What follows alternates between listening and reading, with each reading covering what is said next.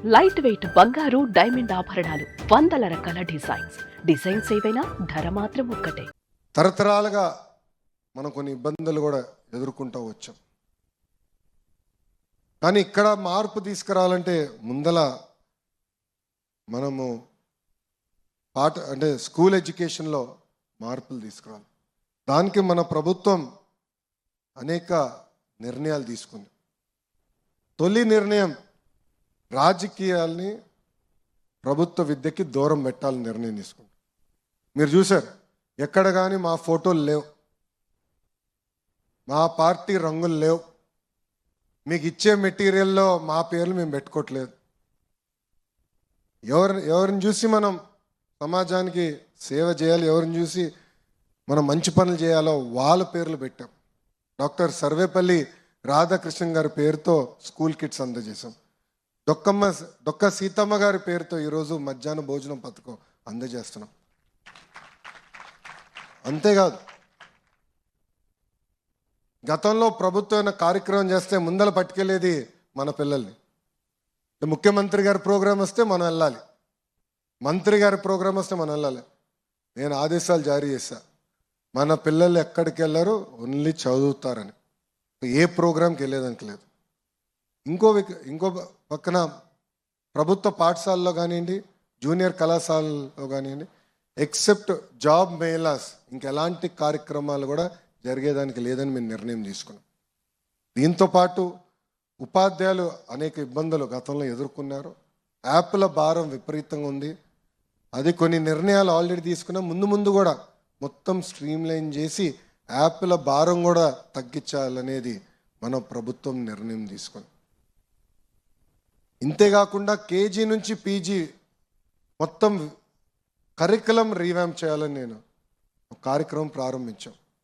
దాంట్లో ప్రధానంగా కేజీ నుంచి పీజీ వరకు మహిళల్ని గౌరవించాలనేది నరనరాలు ఎక్కించాల్సిన అవసరం ఉంది.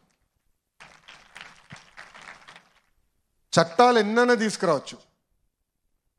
చట్టాలు తీసుకురావచ్చు, కానీ మహిళలకి నిజమైన రక్షణ ఎప్పుడు వస్తుందంటే సమాజంలో మహిళలను చూసి గౌరవించినప్పుడే మహిళలకి నిజమైన రక్షణ వస్తుంది.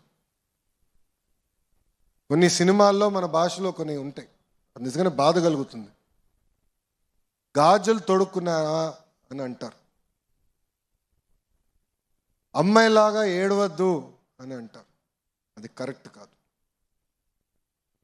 ఇన్ఫ్యాక్ట్ మేము టెక్స్ట్ బుక్స్లో కూడా అంటే చిన్నపిల్లలకి 2nd క్లాస్ 3rd క్లాస్ పిల్లలు టెక్స్ట్ బుక్స్ చూస్తే ఇంటి పనుల్లో మొత్తం ఆడవాళ్ళే ఉన్నారు ఫోటోల్లో.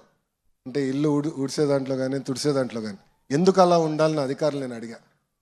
ఎందుకంటే నేను అమెరికాలో చదువుకున్నాం, బ్రహ్మని నేను కలిసి చదువుకున్నాం. ఇంటి పనులు సమానంగా చేసాం. వాషింగ్ మెషిన్లో లాండ్రీ వర్క్ చేయాలంటే సమానంగా చేసాం. అప్పుడు నేను అధికారులు చెప్పి ఈక్వల్గా పెట్టండి, అప్పుడే సమాజంలో మార్పు మొదలవుతుందని బలంగా. ఇట్లా అనేక సంస్కరణలు తీసుకురావాలనే నిర్ణయంతో మన ప్రభుత్వం ఉంది. దాంట్లో భాగంగా ఇంటర్మీడియట్ పెద్దలు అన్నట్టు బ్రిడ్జ్, అటు 10th వరకు చదివిన వాళ్ళు మళ్ళీ ఇంటరు మళ్ళీ కాలేజ్కి వెళ్తారు. ఈ బ్రిడ్జ్ చాలా కీలకమైంది. 10th వరకు నేను కూడా యావరేజ్ స్టూడెంట్, ఓపెన్గా నేను ఇప్పుడు చెప్తున్నా. అప్పుడు బాబు గారు గుర్తించి వీడు యావరేజ్గా ఉన్నాడు, వీడు రుద్దేయాలి 11th 12thలో అని నారాయణ గారిని పిలిచారు. నారాయణ గారు తెలుసు కదా, నారాయణ గారు తెలుసు, మున్సిపల్ అడ్మినిస్ట్రేషన్ శాఖ మార్చులు. ఆయన ఇప్పుడు ఇంటర్లో కూడా ప్రైవేట్ రంగంలో కాలేజీలో. ఆయన పిలిచి, నారాయణ నువ్వు ఏం చేస్తావో తెలీదు, లొకేషన్ని సెట్ చేయన్నారు. ఇంక అయిపోయింది నా జీవితం. పొద్దున్న నుంచి రాత్రి వరకు నేను ఎక్కడ వీక్గా ఉన్నాను, ఏ ఫౌండేషన్లో వీక్గా ఉన్నానని గుర్తించి ఆ ఫౌండేషన్స్ అంతా నాకు అందజేశారు.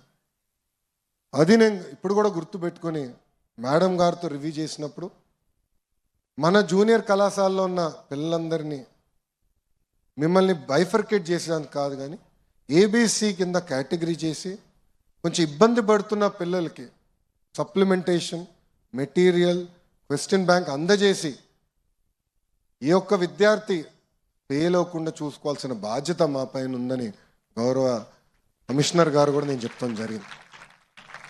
సుమన్ టీవీలో మీ పర్సనల్ అండ్ బిజినెస్ ప్రమోషన్స్ కోసం కింది నెంబర్కి కాంటాక్ట్ చేయండి.